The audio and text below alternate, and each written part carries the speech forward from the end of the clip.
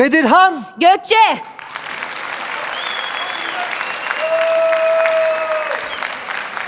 Geçelim biz. Hoş geldiniz. Mutluyken herkes iyi olur. Adam kavgada belli olur.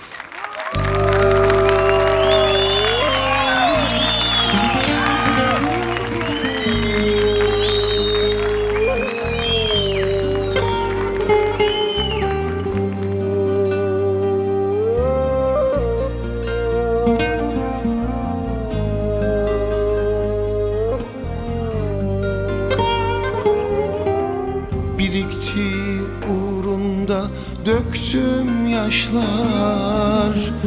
Al götür vicdansız ruhun yıkansın. Her günüm hasretin zulmüyle başlar. Ahımı hak ettin, ciğerin yansın. Sineni kaplasın bu olmaz yara. Hayatın boyunca gölgemi ara. Değil mi sen benim yüzümü kara? Saçımı ak ettin, ciğerin yansın.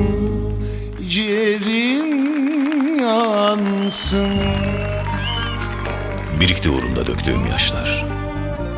Al götür vicdansız, ruhun yıkansın. Her günüm hasretin zulmüyle başlar. Ahımı hak ettin, ciğerin yansın. Bilseydim duyguya yer yok dininde. El pençe durmazdım hain önünde. Kapkara yas tuttum doğum gününde. Neşemi yok ettin, ciğerin yansın. Doğuştan sevgiye, aşka meyildim. Kimsenin lütfuna muhtaç değildim. Bir sana diz çöktüm, sana eğildim.